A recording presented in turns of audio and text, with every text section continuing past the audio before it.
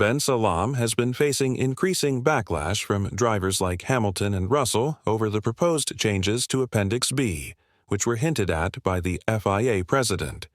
It seems the drivers have little to no faith in these changes, and they view it as nothing more than empty promises. This is putting more pressure on Ben Salam to maintain his position as president.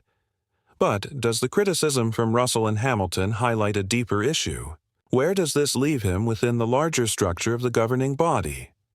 The truth is, the drivers have made it clear they are frustrated with Ben Salam's leadership, and they made sure to voice their concerns during a recent press conference. About the potential changes to Appendix B, Ben Salam has also faced criticism for his involvement in regulating drivers' language.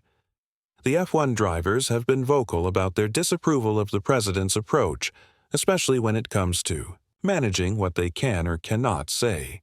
This has caused a lot of tension, particularly as Ben Salam's leadership comes under scrutiny right before he has to defend his position at the end of the year in front of the FIA board. When discussing the changes to Appendix B, Ben Salam explained, "Following constructive feedback from drivers across our 7 FIA World Championships, I am considering improvements to Appendix B. As a former rally driver, I understand the challenges they face better than most. Appendix B is a key part of the International Sporting Code and plays a crucial role in ensuring the sport remains accessible to all." While Ben Salam emphasized the importance of continuous improvement, not everyone shares his vision. Former members of the FIA, such as Robert Reid and David Richards, have openly criticized his leadership. Both left the organization for the same reason. They were not allowed to attend a meeting due to their refusal to sign an NDA. This meeting saw the controversial two-stop rule for Monaco voted on, which raised questions about the transparency of the decision-making process within the FIA. As recent developments unfold, both Hamilton and Russell have expressed doubts about the integrity of the governing body, particularly when it comes to implementing these changes. For example, Hamilton, who has been outspoken against Ben Salam for some time, argued, "Ultimately, we don't have a seat at the table, and in my opinion, that needs to change." This comment from Hamilton comes after a long-standing feud with Ben Salam, particularly over the jewelry ban. At the 2022 Miami GP, Hamilton mocked the FIA's stance by wearing as much jewelry as possible, signaling his resistance to the policy. Later, he was seen walking past Ben Salam, ignoring his attempts to engage in conversation, making it clear that Hamilton's lack of respect for the FIA president hasn't wavered. Hamilton's statement sheds light on a broader issue that drivers are facing. Their voices are not being heard. Despite the existence of the GPDA, Grand Prix Drivers Association, which represents their interests, drivers have limited power when it comes to crucial decisions. They can only suggest changes, which are often ignored by the governing body. Russell, too, has voiced his frustration, emphasizing that the GPDA needs more influence in the FIA's decision-making processes. Russell has been particularly vocal about the changes to Appendix B, although he's heard about potential improvements. For some time, he's skeptical because he hasn't seen any tangible action. "We want to see these things put into action rather than just hearing that they're considering them," he said. "Everyone considers a lot of things, but it's the implementation that matters."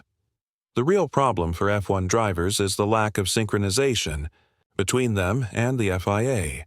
These drivers understand the rules better than anyone, yet they face limitations. For instance, they can't criticize a steward's decision or express dissatisfaction with the rules without risking penalties. In other sports, like football or basketball, the governing bodies don't fear the opinions of players. These sports encourage open dialogue, allowing players to voice concerns and collaborate with governing bodies to improve the sport. However, F1 drivers have no such privileges. Their opinions are often disregarded when it comes to significant decisions affecting the sport. This is a major point of contention for Russell, who has repeatedly highlighted the need for drivers to have a stronger voice in these discussions. As he mentioned, Every time we hear news from the FIA, it's not really a big surprise anymore. His words reflect a deep frustration with the lack of progress and transparency from the governing body. This ongoing frustration has been shared by others within the sport. Even the former race director, Tim Mayer, expressed his dissatisfaction with the FIA's direction. Mayer left his position because he felt the FIA was straying away from its core purpose and growing more politically driven under Ben Salam's leadership. Mayer was vocal about how Ben Salam's leadership seemed to take a more dictatorial approach, with any disagreement quickly resulting in indirect pressure or repercussions for those speaking out. This sense of authoritarian control over the sport has not gone unnoticed. Mayer pointed out how Ben Salam's view on swearing penalties was a clear example of his overreach. The FIA's stance on penalizing drivers for swearing seemed to align more with Ben Salam's personal views than any rational enforcement of rules. While enforcing rules on bad language isn't inherently unfair, the broader question remains whether it's sensible to focus on minor infractions when more pressing issues exist in the sport. The debate over Ben Salam's leadership has now extended beyond just the drivers and race officials. His decision-making has raised more questions than answers, particularly when it comes to the balance of power within the FIA. The criticism of Ben Salam's approach, particularly in handling the rules and engaging with drivers, is significant. It's becoming increasingly clear that his controversial presidency is leading the FIA down a path that many within the sport believe is not in the best interest of the drivers, teams, or even the fans. One name has surfaced as a potential replacement: Susie Wolff.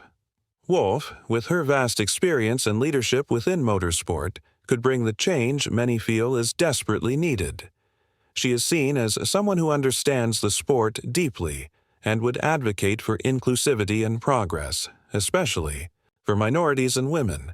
However, despite the growing speculation, Wolff has denied any interest in running for the presidency, leaving the future of the FIA uncertain. As the pressure builds on Ben Salam, many are left wondering, will these growing concerns lead to his removal? Can the FIA find a leader who can unite the sport and restore faith in the governing body? The coming months will likely be pivotal as the drivers and other key figures continue to voice their frustration. What do you think? Will Ben Salam survive the pressure, or is a change in leadership on the horizon? Let us know your thoughts in the comments below, and if you enjoyed this analysis, be sure to check out the video that's appearing on your screen right now.